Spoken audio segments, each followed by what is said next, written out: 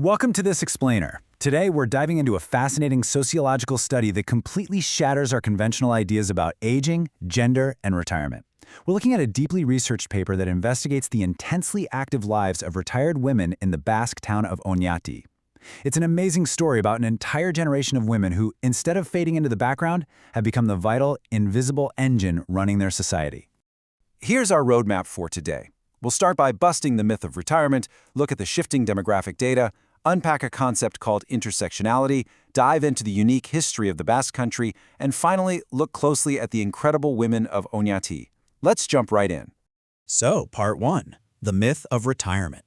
Let's address the elephant in the room. When you hear the word retirement, what pops into your head? Most of us picture quiet afternoons, maybe picking up a gentle hobby, just stepping back from the daily grind. But, the research we're looking at today shows a reality in this Basque town that couldn't be further from the truth. All right, let's get into it. The study reveals that these 65-year-old women aren't just sitting around. They are an absolute force. They're practically the invisible glue holding their whole community together. They aren't just taking in social services, they are the ones providing them. We're talking about women who are subsidizing the local economy, caring for multiple generations at once, and actually taking to the streets to demand social rights. It's a massive paradigm shift. Look at the outdated stereotype governments and the media usually feed us, this idea of a completely passive, sedentary lifestyle. Then, look at the active reality documented in the study. These women are out there leading feminist rallies, organizing the town festivals, and looking after both their grandkids and their older neighbors. They are out there driving real, tangible social change. Which brings us to Part 2. The demographic shift. To really get why this isn't just some cute local story, but a massive global wake-up call, we need to look at the numbers. In the municipality of Oñati, a staggering 22.5% of the population is over the age of 65. Let that sink in for a second. Nearly a quarter of the entire town is technically of retirement age, and this perfectly mirrors what's happening all across Europe right now thanks to dropping birth rates and longer life expectancies. Now here's where it gets wild. Look at the sheer scale of this gap. Over a 16-year period, from 2001 to 2017, the town's total population grew by about 7.3%. But the elderly population, that skyrocketed by 30.1%. Demographers often talk about our population structure shifting from a pyramid with lots of young folks at the bottom to more of a tree shape. Well, this is what that tree looks like in real life. The older demographic is growing roughly 4 times faster than the rest of the town. And here is the crucial piece of the puzzle. Within this rapidly expanding group, women make up a clear 56% majority. And the source actually notes that once you look past age 72, that gap widens even more. We are seeing what researchers call the feminization of aging, meaning the specific financial vulnerabilities and the massive social contributions of these women are absolutely vital to whether this town survives or sinks. All right, Part 3, Intersectionality in Action. To really wrap our heads around these women's lives, we need a little sociological framework. The author leans heavily on a concept called intersectionality. Pioneered by scholars like Angela Davis, it basically tells us we can't just slap a label like elderly or woman on someone and call it a day. We have to look at how all these different identities crash into each other to shape a person's actual lived experience. Think about it.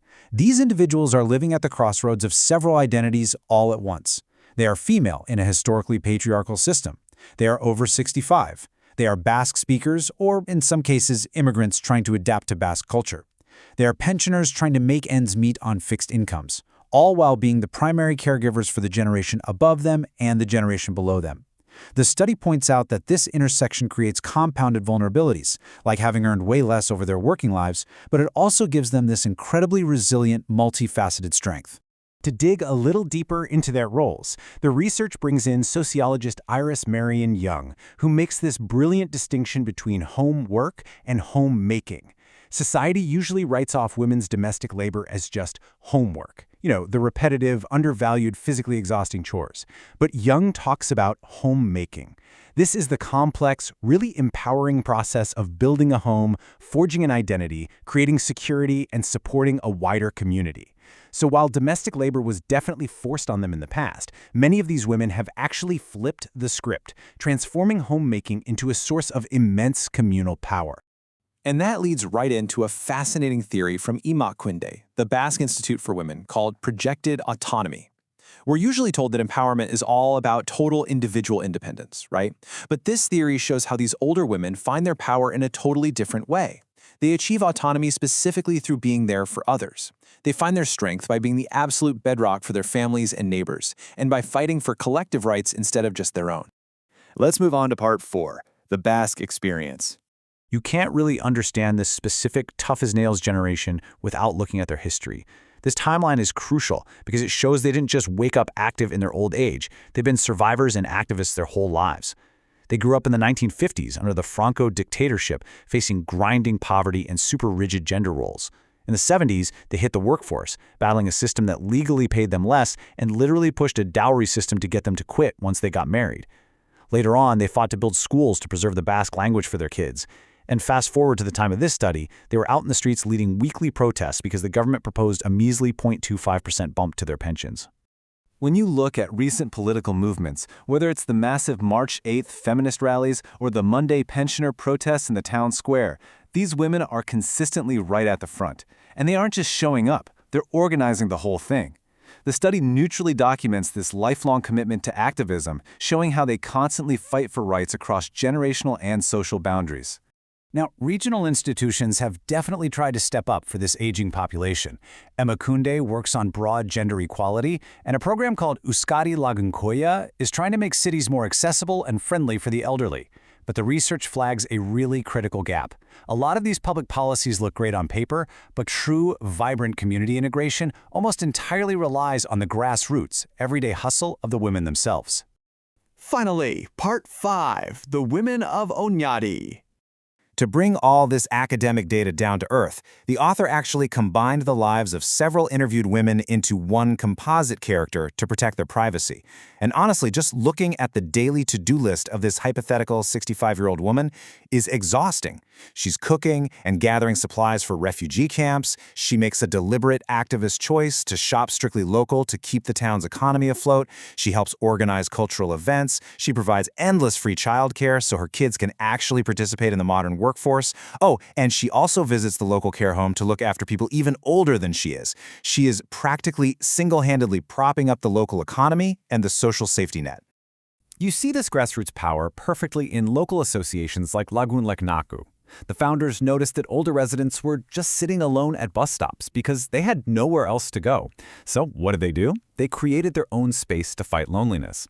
A place to stay warm in the winter and organize everything from yoga classes to making traditional sanwang bouquets. These women aren't sitting around waiting for the government to fix things. They're rolling up their sleeves and building the physical and social solutions themselves.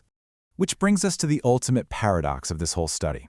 This is a generation of women who fought tooth and nail their entire lives to break free from the restrictive, old-school stereotype of the forced housewife.